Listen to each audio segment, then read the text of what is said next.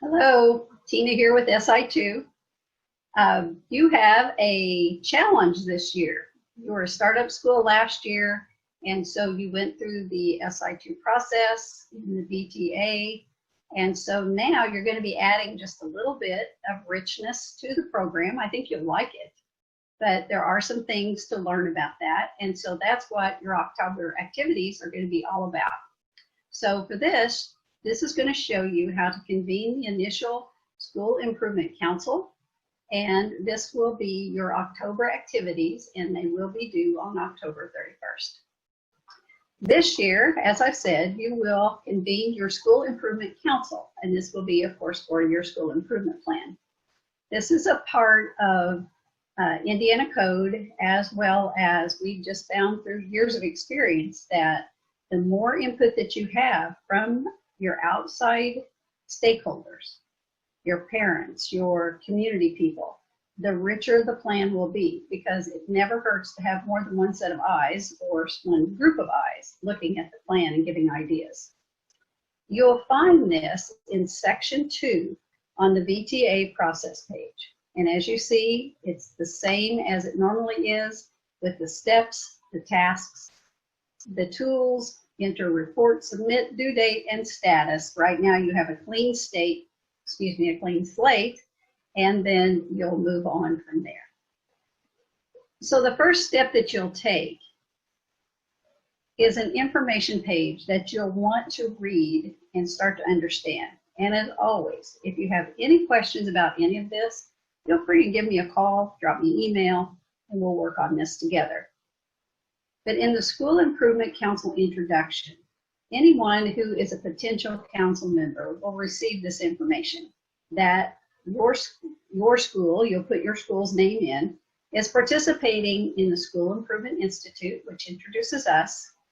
SI2 requires that we convene a School Improvement Council to discuss important topics about our school. And then we go ahead and add the link to our information page for anyone that would like to see more about it.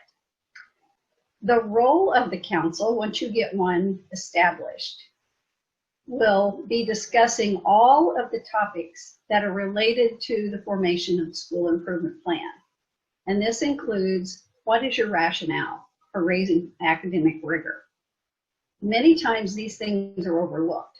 We know we're inside the building, but we need to get that message out, and we need to get the input brought in.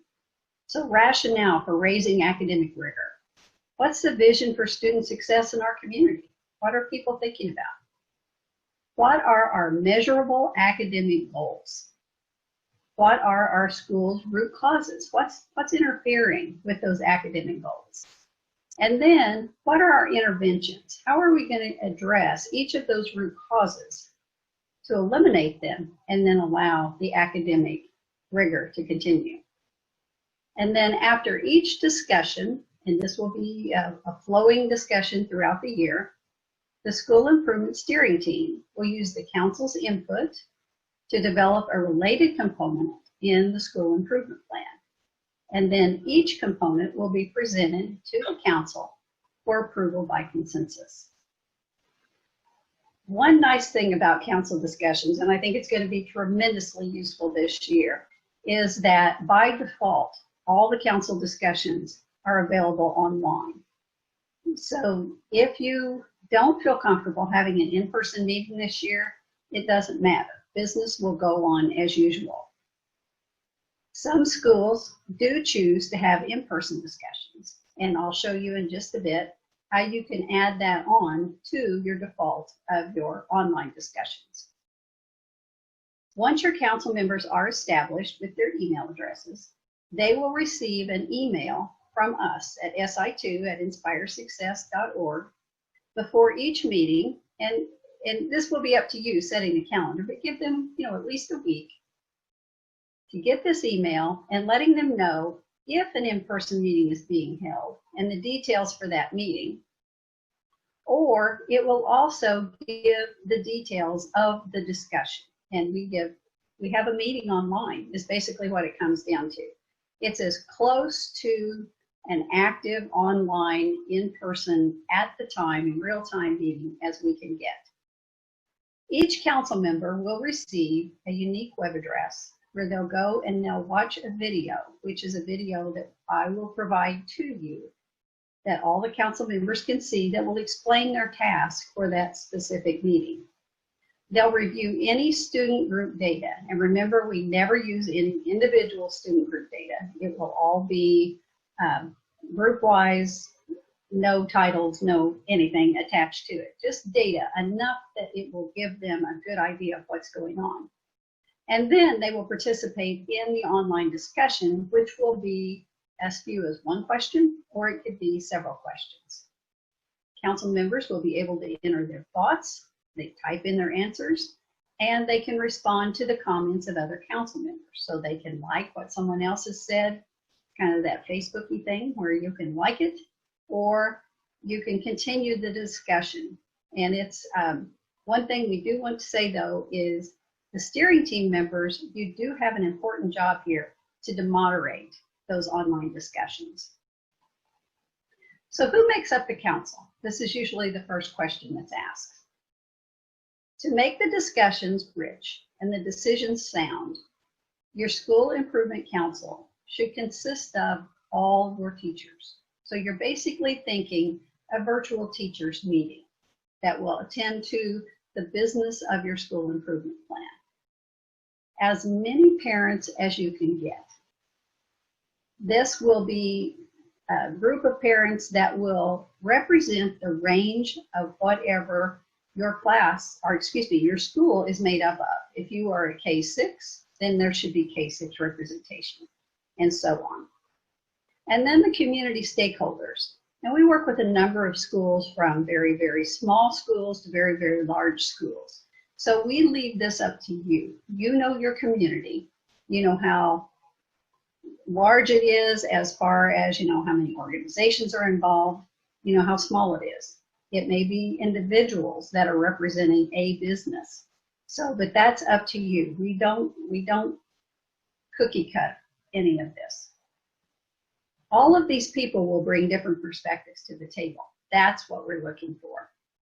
So since the goal is to enable all students to succeed, this is very important that you get all of that input. Talking a little bit about the composition, we talk about specifically the teachers.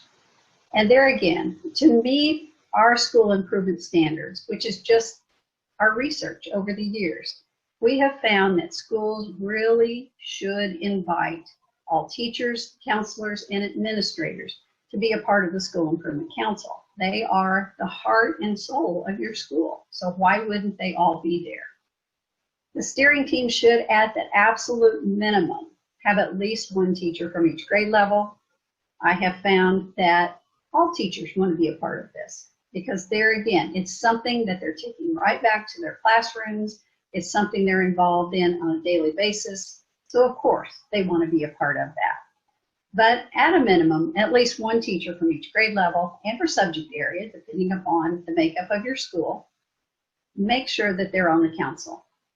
And then in addition, you want to invite on the council representatives of any feeder school that comes into your building. It may be that you are a middle school. You may want to invite a representative of a feeder school. If you have several elementaries that feed into your middle school, invite them.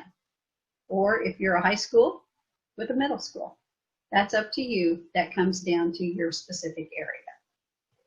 Parents are the next group that you want to really concentrate on inviting to the council. To meet SI2 and Indiana Educational Code School Improvement Standards, you will invite all parents to be members of the School Improvement Council. An easy way to do this is to do your all-call system. So you can send out emails, a blanket email with the attachment that we provide for you to all parents of all current students in your building. And you should ensure that the council includes parents in every grade. Try to get representation. There again, that it's a developmental process. And so you want to see each step of that and not leave out any part. You want to make sure you have parents of students in representative subgroups. When you look at your SIP uses, you see all of those different subgroups. You want to address each one of those and not miss anything along the way. We use that old tired term of falling through the cracks, but it just seems to keep happening. So we want to make sure that we seal those cracks up when it comes to having representatives on this council for these kids. And then also parents of students having all types of future plans. This may not be so much in your elementary grades, although it could be, but definitely in your middle school and high school on the council, because at that time, students really start making some decisions as far as, are they looking at a 4-year program in college, 2-year? Are they looking at military? Are they looking at apprenticeship? And there again, you don't want anyone to inadvertently fall through the cracks that doesn't have to, because you have a good airtight plan for your school improvement plan. So make sure and invite those parents as well. Your community. Many times it's just, I think, second nature to us to know that we're a school building. I always call ourselves, we're like a fishbowl. We're there, we're transparent, and everybody drives by and they look at the school as they drive by. But really few people, unless they have a very specific, which would be a student, reason to come into that building do. And as a result, they don't always get that good, intimate, civic feel that they need to have when it comes to being a part of that school. And so this is a perfect way to do this. We want to invite many different people from the community. If possible, and I know the smaller the area it is, the more difficult it is, but try to find someone that is responsible for economic development in your area. They will have their ear to the ground. They will know what's coming in the future, in the near future. They've been at the meetings where these things are being talked about. This is a boon to a school. This really helps you do some planning. You can also have people from the Chamber of Commerce. You could have a human resources manager in a local company or a corporation. You also want to include, if these people are available, from community foundations, from your local government, youth service organizations, faith-based organizations, service clubs, and the public libraries. And of course, this is just a short list. There are many other groups that can be representative that are representative of your area and your kids. But this is just kind of an overview of some ideas of people that you could include. Now, you have them figured out. You're sending out the information. And I just want to touch on that for just a minute, because somebody is listening to this and wondering how we've left one gap out. We talked about doing an all-call email for teachers. We've talked about doing an all-call email for parents. The one thing that we need to do is remember that when you start asking people to be signed up for the community council through SI2, you will need to find email addresses for the community people.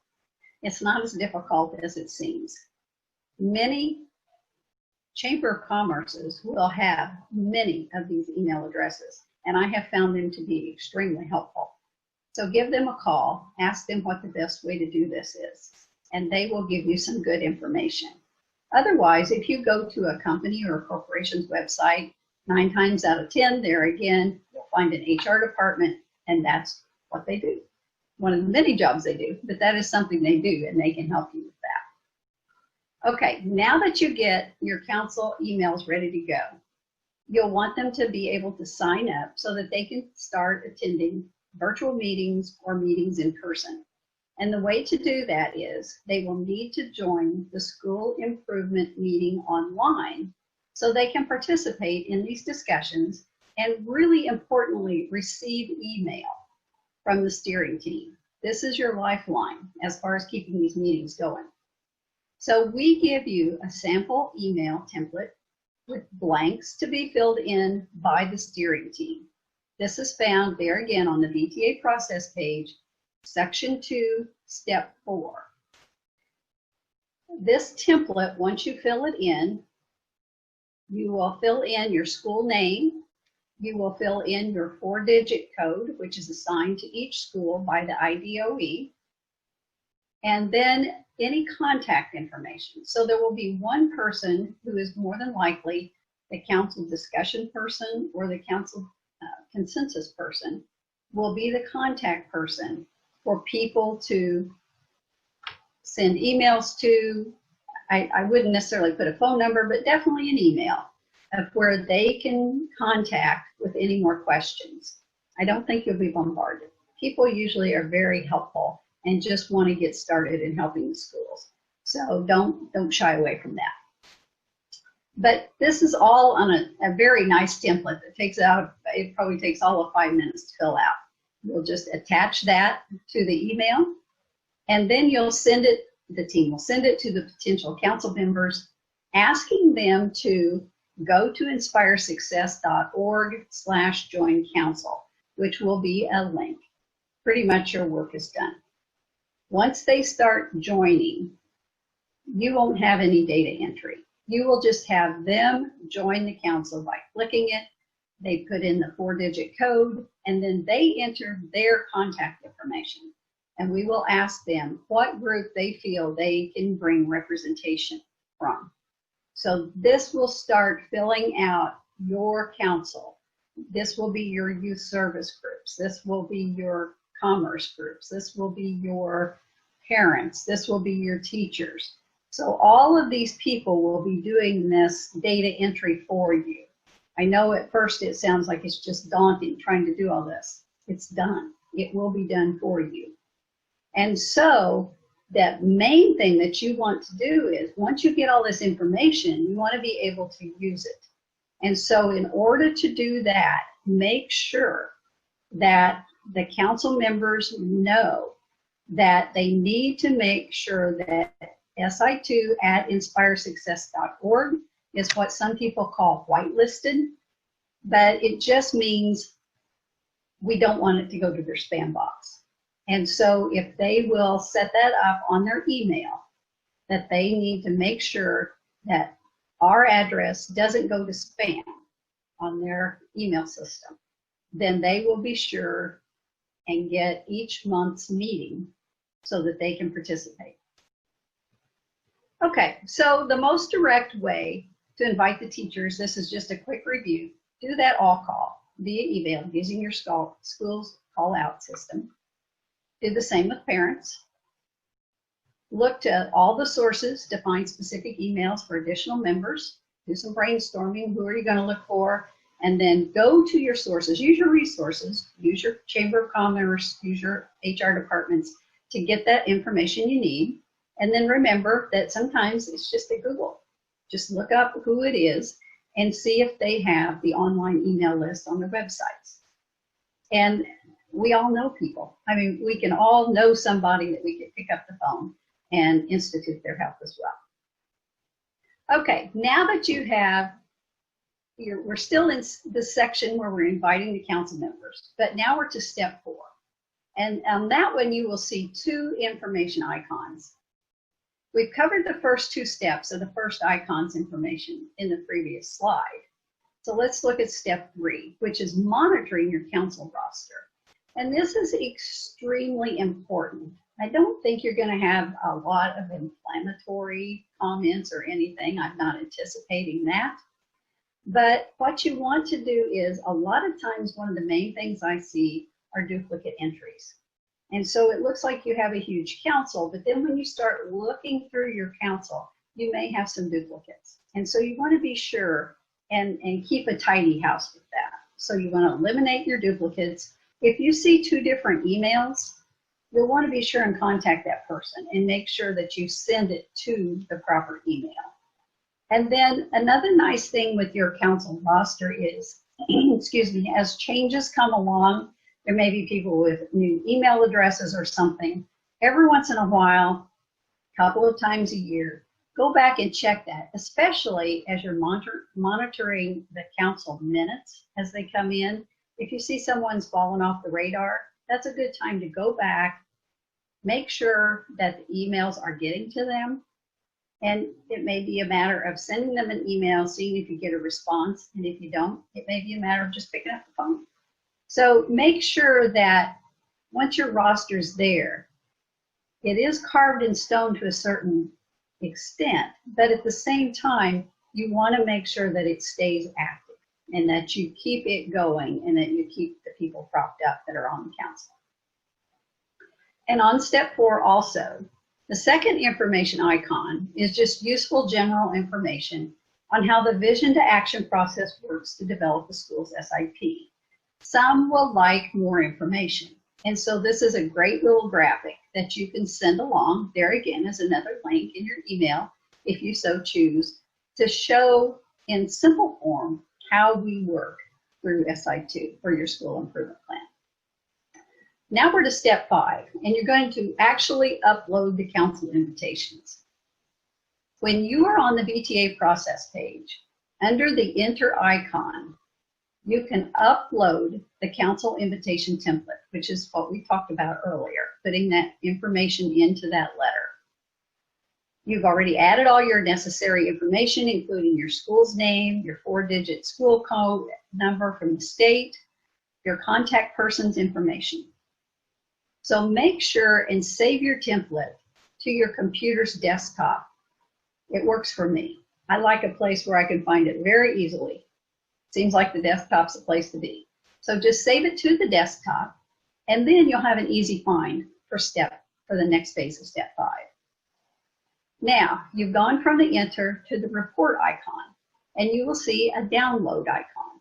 So now you can click on that, and the now personalized template and email can be sent out to all prospective council members. So your letter is ready to go, ready to be sent. And then what's important to me as well is that under the submission icon, you'll want to be sure to get it checked for the SIP process.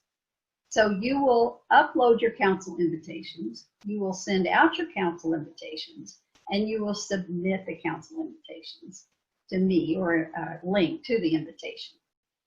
The biggest thing that I notice many times is that it's not linked. And so if you want to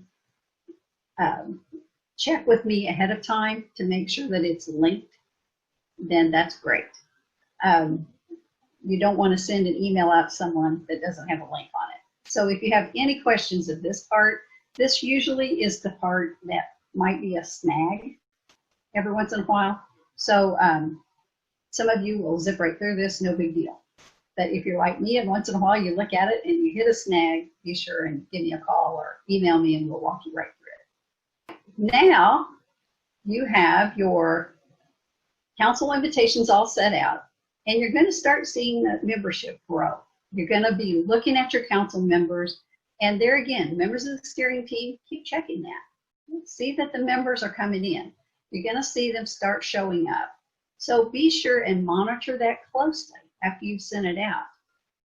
Every once in a while, you might have to send out a friendly reminder that we really need you on the council. We are following a calendar, and we want to keep the progress going, so we would ask that you please join as soon as possible. We all know that we get busy with other things. We have good intentions, but sometimes we just forget. So if you don't see your numbers growing as you'd like them to, be sure and do that. It's easy to remind your teachers, just, oh yeah, by the way, before you leave today, if you would go ahead and join the council so we can get started. You may, there again, use your PTOs, use whatever groups you need to encourage parents. And just make sure that you have a good number of available people before that first meeting, which should be held before October 31st. So be looking by the middle of October to make sure that you have that council up and running. Now, the rubric, which you're all familiar with. Always check the rubric on the VTA process page. And if you particularly have a submission that doesn't meet criteria, remember, just click on the needs revision link. It will light up, and then that will give you a detailed report from me with instructions on what needs to be done in order to meet that criteria successfully. The main thing that happens with this is you may have a very, very small number of council members, which I'll check. I may encouraging you to get a few more people, maybe a better representation. Maybe your letter didn't link that was sent to me, and I'll send that to you to let you know. So, but for the most part, it's just, there again, it's not a grading system. It's just an encouragement to get a really good, strong community council that will work for you well in years to come. And as always, if you need any assistance at all, be sure and just give me a call. I hope I'm on speed dial, a direct line at 317-207-0246, or you can always contact me through email at tina@inspiresuccess.org. Be happy to help in any way that I can. Have a great day.